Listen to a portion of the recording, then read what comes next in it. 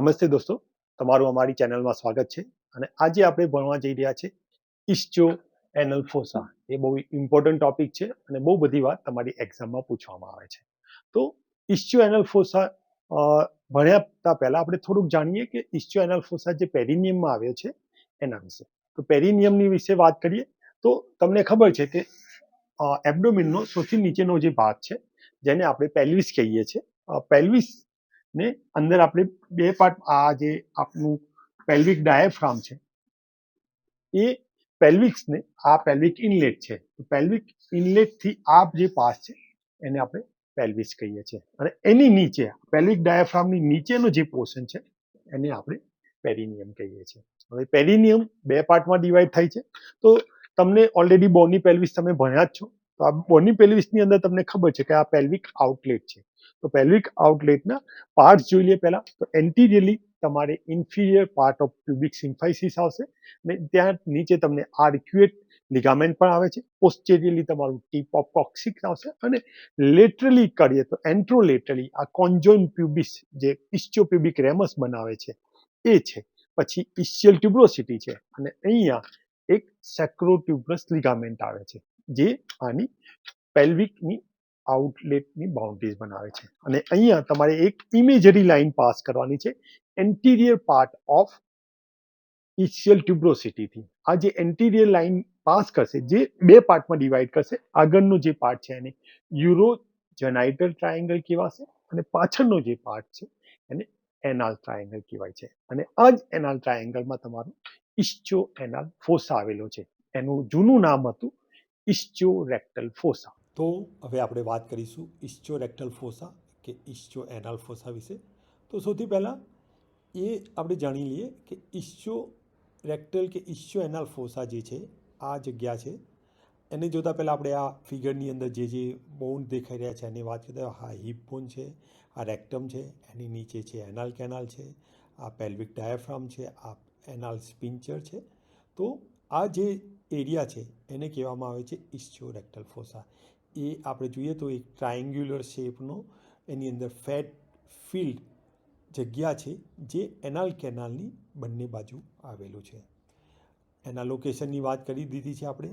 એનાલ કેનાલની બાજુમાં, પેલ્વિક ડાયાફ્રામની નીચે, ઇસ્ચિયમ અને એનાલ કેનાલની વચ્ચે ટ્રાયેન્ગ્યુલર શેપનો ફોસા છે. એનો શેપ છે એને આપણે ટ્રાયેન્ગ્યુલર કહી શકીએ અથવા એને વેજ શેપ પણ કહી શકાશે. ઓકે, હવે ડાયમેન્શનની વાત કરીએ તો એન્ટિરિયર પોસ્ટિરિયર એનો ડાયમેન્શન 5 સેન્ટીમીટર છે. એની વિથ, એની જે પહોળાઈ છે એ 2.5 સેન્ટીમીટર છે અને એની જે ડીપ વર્ટિકલ જે છે એ 5 સેન્ટીમીટર છે. હવે આપણે એની વાત કરીએ એના બાઉન્ડ્રીઝની. તો સૌથી પહેલાં આપણે બેઝની વાત કરીએ તો આ જે બેઝ છે, અહીંયા સ્કિન આવેલી હોય છે, તો એનો બેઝ જે છે, કોઈ પણ ટ્રાયેંગલ હોય તો ટ્રાયેંગલમાં સૌથી પહેલાં આપણે એની બેઝની વાત કરીએ તો બેઝ જે છે એ સ્કિન અને સુપરફિશિયલ ફેશિયાથી બને છે.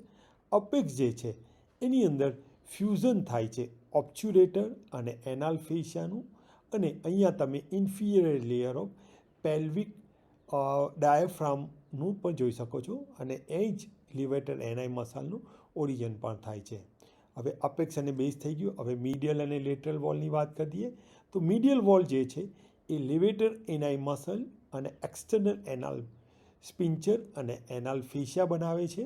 જ્યારે એનું લેટરલ વોલ છે, જે આ છે લેટરલ વોલ છે, તે ઓબ્ચ્યુરેટર ઇન્ટરનસ, ઓબ્ચ્યુરેટર ફેશિયા અને ઇસ્ચિયલ ટ્યુબ્રોસિટી આ બનાવે છે એનું લેટરલ વોલ.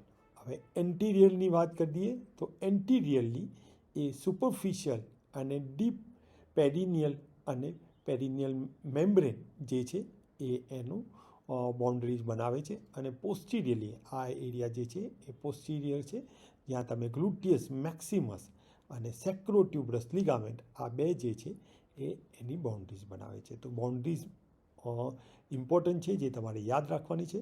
આ બે ફિગર તમારે બહુ જ ઇમ્પોર્ટન્ટ રહેશે, જે તમારે એક્ઝામમાં પણ ડ્રો કરવાની રહેશે. તો એના પછી આવે છે ઇસ્ચોરેક્ટલ ફોસાની અંદર રિસેસિસ. તો આ જે જગ્યા છે એમાં બહુ બધી જગ્યાએ તમને રિસેસિસ જોવા મળશે. તો સૌથી પહેલાં આપણે વાત કરીએ પહેલી રિસેસની. તો એ પહેલી રિસેસ છે જેને એન્ટિરિયર રિસેસ કહેવામાં આવે છે, અને આ રિસેસ જે છે એ પેરિનિયલ મેમ્બ્રેનની ઉપર આવેલી આવે છે. ઓકે, તો આ છે એ પેરિનિયલ મેમ્બ્રેનની ઉપર આવે છે, અને એ posterior surface of body of pubis જોડે સુધી જાય છે, અને એ મેલમાં પ્રોસ્ટેટ જોડે રિલેટેડ હોય છે અને ફિમેલમાં વજાઇના જોડે રિલેટેડ હોય છે. એના પછી જે આ રિસેસ દેખાય છે જે છે તમારી પોસ્ટિરિયર રિસેસ છે, એ કમ્પેરેટિવલી નાની સાઇઝની હોય છે, અને એ સેક્રોટ્યુબરસ લિગામેન્ટની જોડે રિલેટેડ હોય છે. અને ત્રીજી જે રિસેસ છે જે છે હોર્સશુ રિસેસ, અને જે આ હોર્સશુ રિસેસ છે એ એનાલ કેનાલની પાછળથી આ બંને રિસેસ, આ જે મેઇન પાર્ટ છે એ બંને બાજુથી કનેક્ટ થાય છે એનાલ કેનાલથી, અને એ બનાવે છે હોર્સશુ રિસેસ છે, જે બે ઇસ્ચો એનાલ ફોસાને એકબીજા જોડે કનેક્ટ કરે છે. તો આ થઈ ગઈ રિસેસીસ. તો 3 રિસેસ યાદ રાખવાની: એન્ટિરિયર, પોસ્ટિરિયર અને હોર્સશુ રિસેસ. હવે આપણે સ્પેસીસની વાત કરી લઈએ. તો સૌથી પહેલાં જે સ્પેસીસ છે એ છે પેરી એનાલ સ્પેસીસ. તો આ જે એરિયા તમને યલો કલરથી દેખાઈ રહ્યો છે એ છે પેરી એનાલ સ્પેસીસ. નામ સજેસ્ટ કરે છે પેરી એટલે પેરી એનાલ, તો એનાલ કેનાલની પેરીફરલમાં આવેલો સ્પેસ જેનું નામ છે પેરી એનાલ સ્પેસીસ. સૌથી પહેલો સ્પેસ તો એ આવેલો છે perianal fascia. This one you can see, this one is a perianal ફેશિયા, અને પેરી એનાલ સ્કિનની વચ્ચે. હવે તમે અહીંયા એનાલ કેનાલને જુઓ તો ત્યાં તમને એક વ્હાઇટ લાઇન દેખાય છે જેને વ્હાઇટ લાઇન ઓફ હિલ્ટન કહેવાય છે, ત્યાંથી તમારી જાય છે, અને એ વ્હાઇટ લાઇન ઓફ હિલ્ટનથી લઈને આ જે આપને તમને પુડેન્ડલ કેનાલ સુધી એક લાઇન ડ્રો કરો, અને આ છે તમારી આ લાઇન, અને આ જે છે એ છે તમારી પેરી એનાલ સ્પેસીસ. હવે આ પેરી એનાલ સ્પેસીસની અંદર આ જે તમને સેપ્ટાસ દેખાઈ રહ્યા છે, તો આ સેપ્ટાસના લીધે આ જે છે એક ટાઇટ કમ્પાર્ટમેન્ટ છે, અને ત્યાં કોઈ વાર સ્વેલિંગ થાય તો બહુ પેઇનફુલ હોય છે, અને આ સ્પેસનું કન્ટેન્ટ છે લોક્યુલેટેડ ફેટ. તો આની અંદર ફેટ આવેલો હોય છે.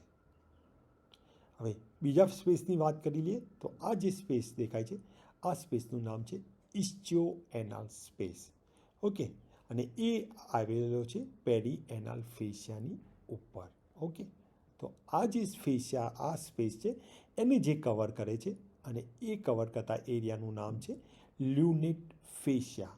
તો આપણે એનું સ્ટ્રેસિંગ કરીએ તો આ અહીંથી ચાલુ થાય છે પુડેન્ડલ કેનાલથી, ઇસ્ચિયોરેક્ટલ ફેટ છે એને કવર કરે છે, અને નીચે આવતા એ એક્સટર્નલ એનાલ સ્પિન્ચર છે એના ફેશિયા સાથે મર્જ થઈ જાય છે. આ જે એરિયા છે એ 2 પાર્ટમાં ડિવાઈડ થાય છે.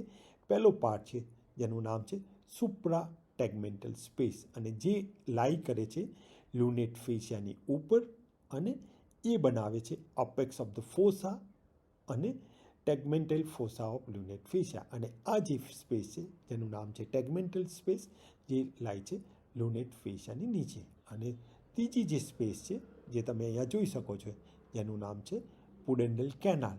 આ એક ફેશિયલ ટનલ છે જે ઇસ્ચિયોરેક્ટલ ફોસાની લેટરલ વોલમાં આવેલું હોય છે, અને એ કન્ટેન કરે છે પુડેન્ડલ નર્વ એન્ડ ધ વેસલ્સને. હવે આપણે કન્ટેન્ટની વાત કરી દઈએ તો એના કન્ટેન્ટ છે ischiorectal pad of the fat, posterior labial vessels and the nerve. Third one is inferior rectal nerve and the vessels. And the ચોથું વસ્તુ છે જે છે પેરિનિયલ બ્રાન્ચ ઓફ S4 nerve. તો હવે આપણે વાત કરીએ એપ્લાઇડ એનેટોમીની, અને સૌથી પહેલી જે એપ્લાઇડ એનેટોમી છે તો આ એરિયા જે છે એ ફેટ ફિલ છે, અને તે પ્રોવાઈડ કરે છે સપોર્ટ અને સ્પેસ રેક્ટમ અને એનાલ કેનાલની. અને રેક્ટમ અને એનાલ કેનાલ જ્યારે સ્ટૂલ પાસ કરીએ છીએ ત્યારે એને એક્સપાન્શન કરવામાં જગ્યા આપે છે.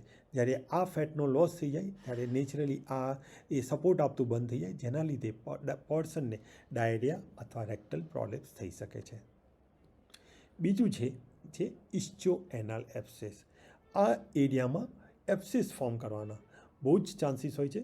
આના માટે જે ઇન્ફેક્શનનું સોર્સ છે, આ જે પેરી એનલ સ્કિન છે જેની અંદર બોઇલ થઈ હોય અથવા કોઈ કટ લાગી ગયો હોય, કોઈક વાર બ્લડમાંથી પણ આનું ઇન્ફેક્શન સ્પ્રેડ થઈ શકે છે, અને અહીંયા તમને ફેટની અંદર એબ્સેસ કલેક્ટ થયેલા દેખાઈ શકે છે.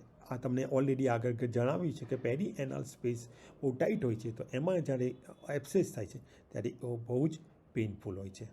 સ્પ્રેડ ઓફ ધ ઇસ્ચો એનાલ એબ્સેસ, આ બહુ જ ઇમ્પોર્ટન્ટ છે. તમને આગળ સ્પેસીસ ઓફ ઇસ્ચો એનાલ ફોસામાં જણાવ્યું કે એ એકબીજાથી કનેક્ટેડ હોય છે હોર્સશુ શેપેડ રિસેસથી. તો આ ઇન્ફેક્શન એક બાજુથી બીજી બાજુ પણ સ્પ્રેડ થઈ શકે છે. તો આ જ્યારે સ્પ્રેડ થઈ જાય છે ત્યારે હોર્સશુ શેપેડ એબ્સેસ ફોર્મ થાય છે.